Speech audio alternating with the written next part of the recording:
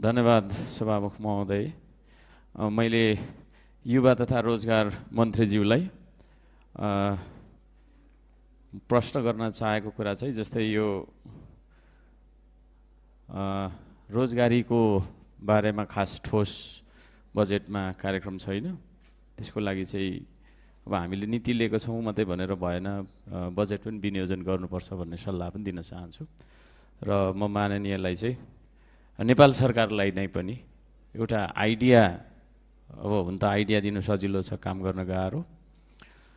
हामीले यो श्रम तथा तपाईको युवा तथा रोजगार मन्त्रालयमा चाहिँ 1 खर्ब पैसा छुटाएको भए राम्रो हुन्थ्यो। 1 खर्ब पैसा छुटाएर 50,000 मासिकको दरले मात्रै हामीले रोजगारी दिँदा 20 लाख युवालाई रोजगारी दिन सक्थ्यौँ।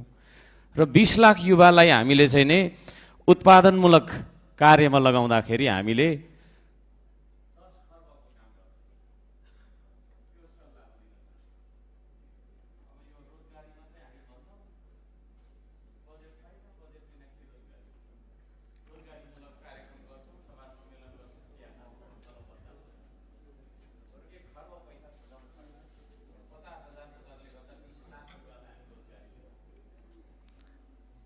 मान्य सदस्य आर्यन राईलाई समय दिन्छु।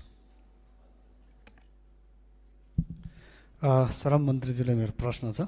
यो सुरु उहाँले भन्नुभयो यो ऐन भनेको लगम बिनाको हो जस्तो भन्नुभयो।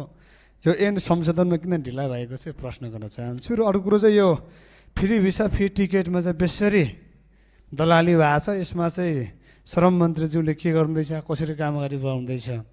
यो फ्री भिसा फ्री टिकटमा चाहिँ विदेश पठाउने भने छ लाखौँ रुपियाँ पैसा नतिरी जानु पाइन्न। यो फेरि सङ्ख्या पनि लाखौँको सङ्ख्यामा छ। र परिणामस्वरूप काम राम्रो पाउनेले पाइहाल्छ, नपाउने नेपाल फर्किसके पछाडि त्यो पैसा फिर्ता माग्नु जाँदाखेरि पैसा लिने अवैध भनिहाल्छ, कुनै कानुनी आधार हुँदैन। त्यसै कारणले तेस्रो म प्रश्न गर्न चाहन्छु, फ्री भिसा फ्री टिकटमा साँच्चै नै सरकार र मेन पावर व्यवसायीहरूले श्रमिकहरूलाई विदेश पठाउन सक्छ सक्दैन, यो कुरा चाहिँ प्रश्न पार्दिनु ल। धन्यवाद।